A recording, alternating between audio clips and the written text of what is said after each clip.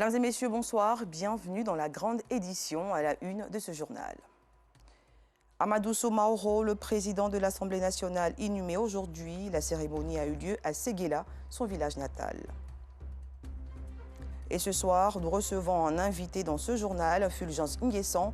Il est chef de service prévision générale et météo marine à la Sodexam. Avec lui, il sera question de prévision météo en cette saison des pluies.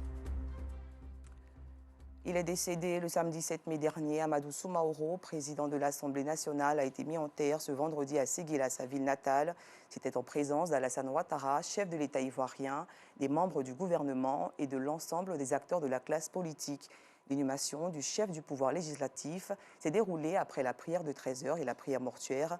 Amadou Soumaoro, connu affectueusement sous le nom de Tchomba, était député de la circonscription de Séguéla, sous-préfecture. Après le décès d'Amadou Soumaoro, ses proches et connaissances plongés dans la douleur se souviennent de lui. Des témoignages sur celui qui était un homme sociable et artisan infatigable de la paix dans ce reportage commenté par Anissette Conan-Blessing. Il est décédé le samedi 7 mai dernier à Abidjan. Les actions menées par le président de l'Assemblée nationale de Côte d'Ivoire, Amadou Soumaoro, restent gravées dans la mémoire de ses proches et connaissances. Pour certains, il était un homme de paix, attaché aux valeurs de cohésion, d'amour et de vivre ensemble. Il avait une vision pour faire avancer le dialogue politique. Et le président Amadou Soumaoro fut un homme de conviction, un homme d'engagement. C'est une personnalité que la Côte d'Ivoire perd. C'est un homme de paix que la Côte d'Ivoire perd. Parce qu'assez souvent, ce qui était caractéristique du président Amadou Soumaoro, c'est qu'il ne tournait pas autour du pot.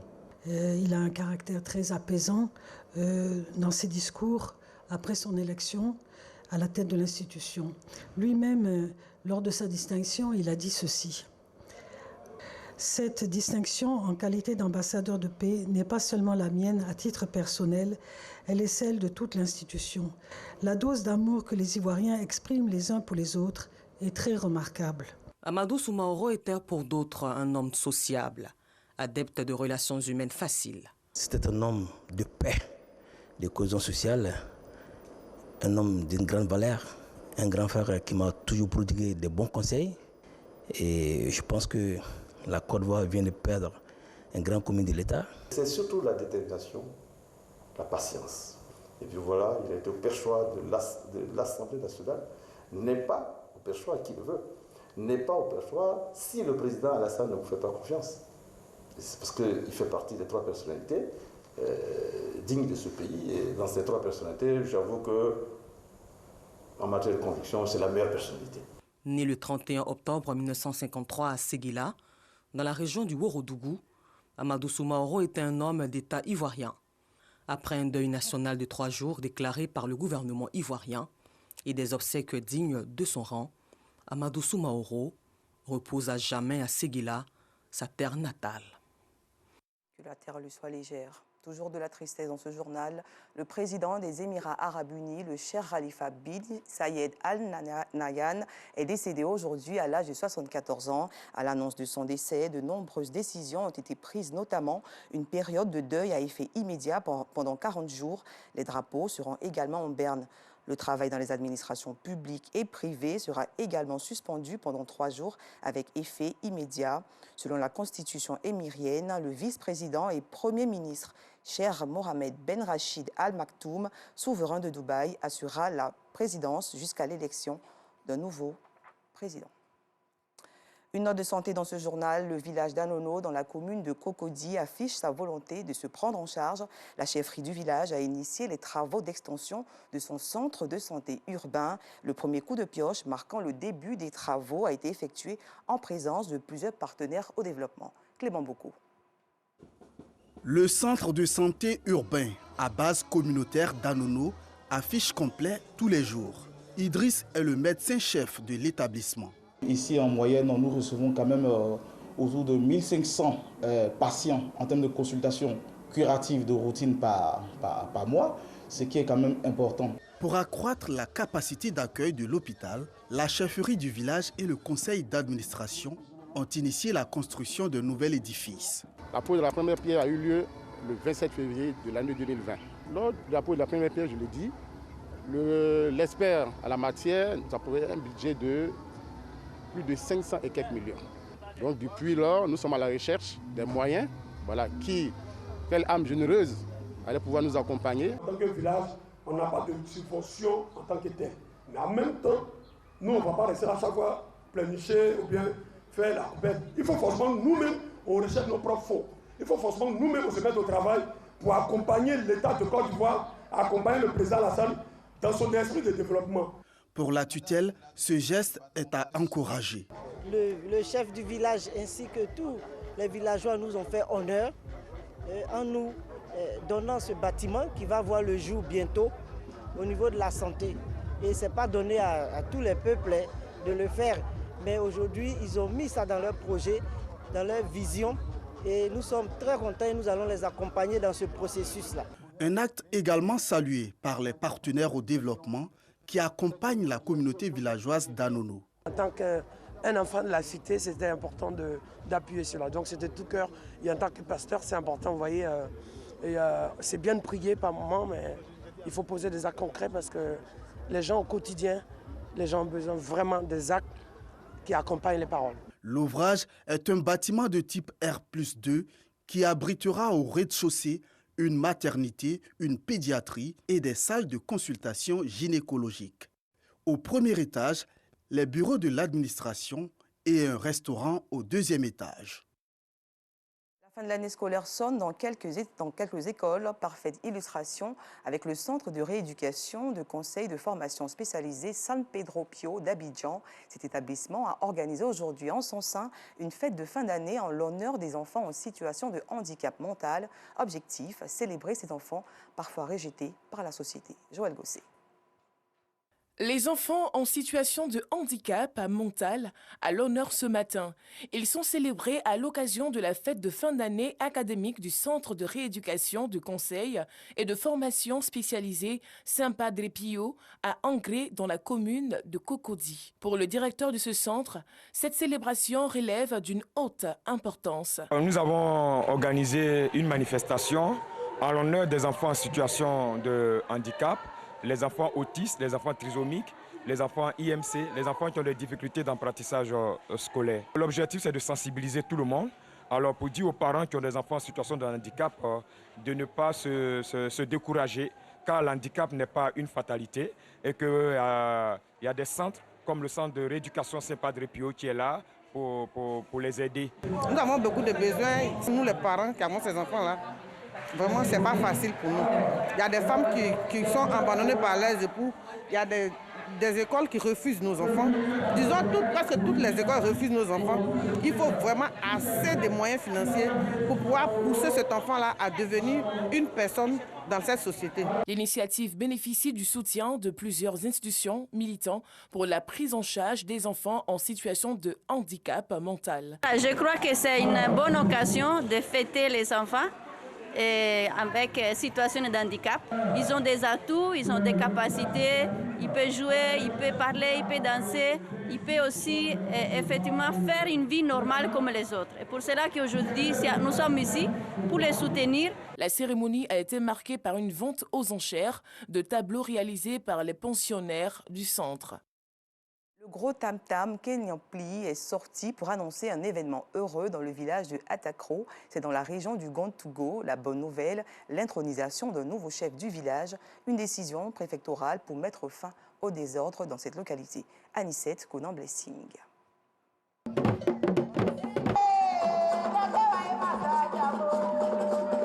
Chants et danses de réjouissance pour introniser Nana Kwame Kwadio Léon.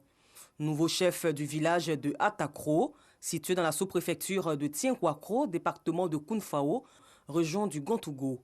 En présence d'autorités traditionnelles, administratives et politiques, il a officiellement reçu son arrêté de nomination des mains des autorités préfectorales. Vous êtes le symbole de paix et le symbole de développement de votre village, de vos nouvelles missions. Mission de développement, mission de cohésion sociale. Une initiative bien perçue et soutenue par les filles et fils de la région. Il faut accompagner effectivement le chef dans cette mission par notre apport. Il faut que nous puissions mettre autour de lui une équipe dynamique qui va l'aider dans sa tâche, ô combien de fois difficile. Nous allons être un relais pour lui. Nous l'invitons à assurer son rôle de relais auprès de l'administration. Gage d'une quiétude à Atakro, avec cette légitimité, commence une nouvelle vie du don de soi. Car le chef doit avoir toujours le ventre profond. Quand il y a un chef dans un village, nous, en tant qu'opérateurs économiques, ça ne fait que nous rassurer. Les enfants de cette localité autour de leur nouveau chef pour ensemble réussir le pari du développement du village d'Atakro.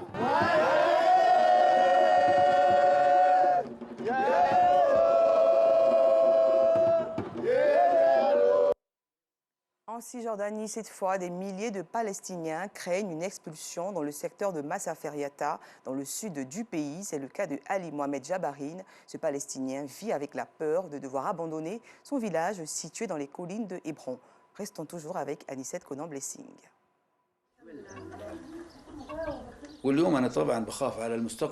Aujourd'hui, je crains pour mon avenir et celui de mes enfants, car je n'ai pas d'autre choix, c'est ma terre.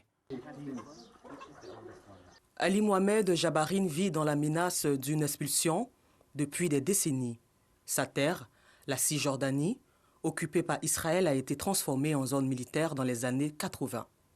Les habitants de Masafer-Yatta disent y vivre depuis longtemps, alors que l'armée affirme que le terrain était vacant. Le plus haut tribunal israélien a statué contre les habitants.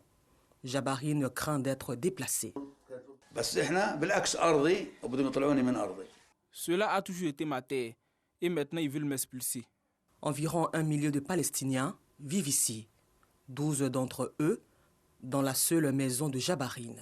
Notre message à la communauté internationale est que ce que la force d'occupation fait dans cette région est contraire au droit humanitaire international et aux droits humains.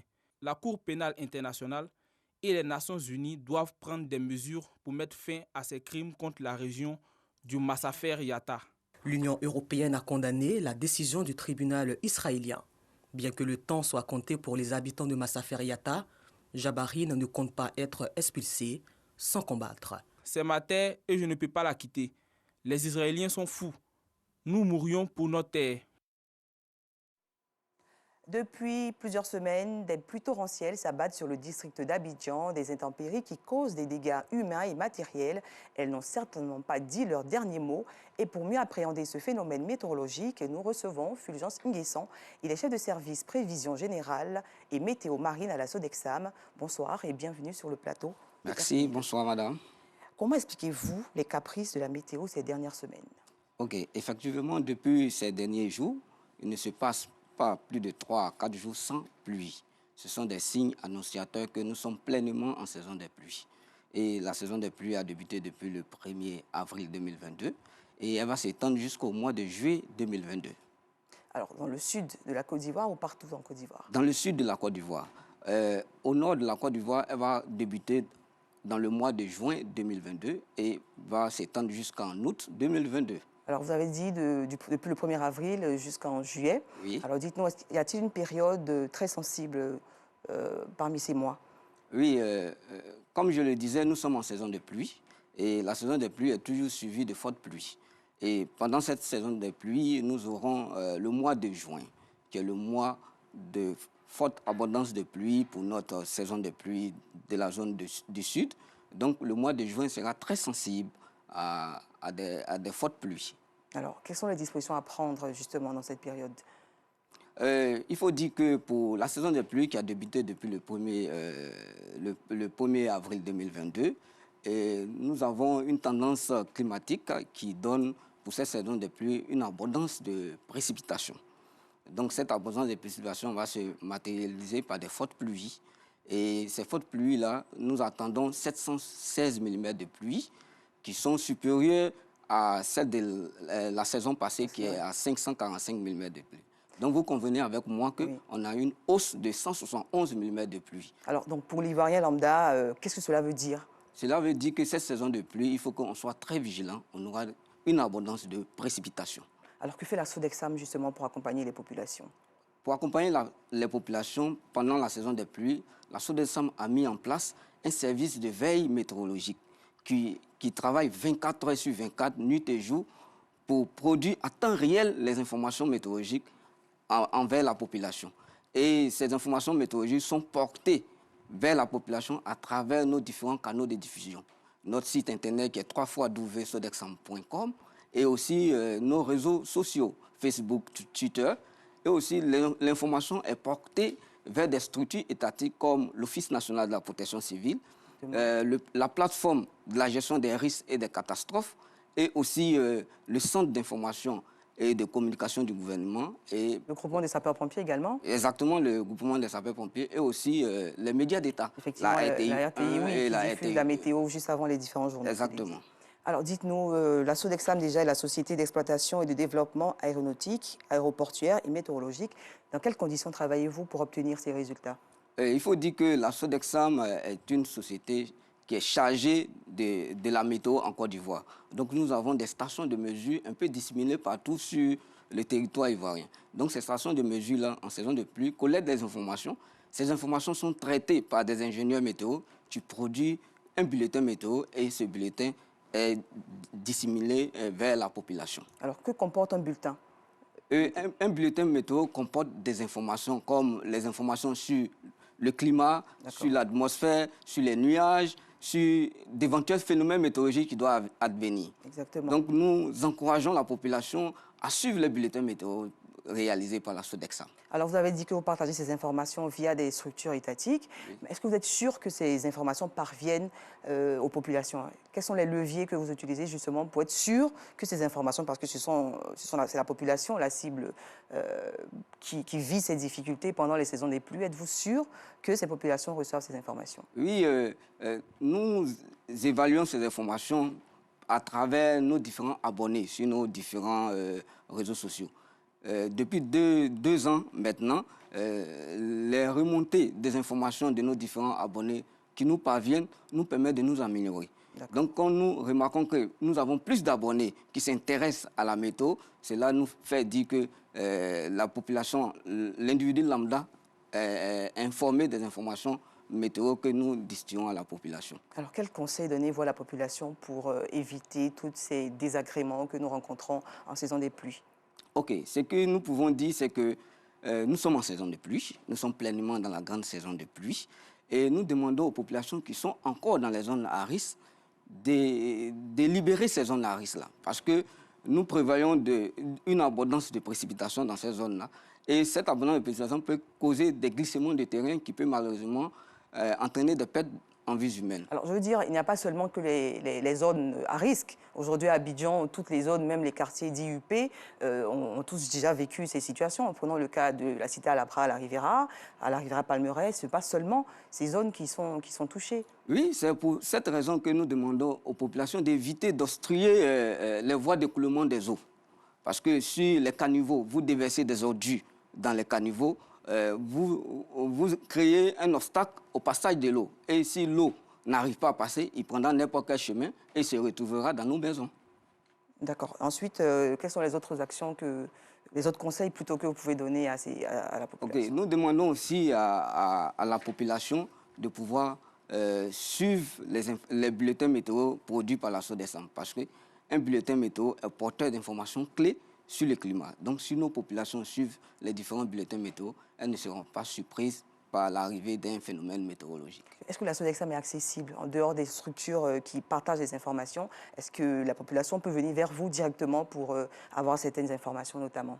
Effectivement, nous, précédemment, je vous ai dit que nous avons les différents canaux de diffusion d'informations, nos réseaux sociaux. Exactement. Voilà, et nous avons un téléphone ouvert. Un numéro ouvert? Un numéro ouvert H24. Si vous le permettez, je peux... Allez-y. Le 27 21 58 62 94. Le 27 21 58 62 94. Le numéro est ouvert. Tout individu lambda peut appeler parce que nous sommes une société d'État. Bien sûr. Donc notre rôle régalien, c'est d'assurer la protection des biens et des personnes. Merci. Alors, merci d'être venu sur notre plateau. Merci, madame. Nous recevions monsieur Fulgence Nguesson, chef de service prévision générale météo, marine à la Sodexam. Avec lui, nous avons échangé sur la question des prévisions météo en cette période de forte pluie qui s'annonce. Un dernier mot? Le dernier mot, c'est demander à notre population, puisque les tendances pluviométriques nous montrent une abondance de précipitations.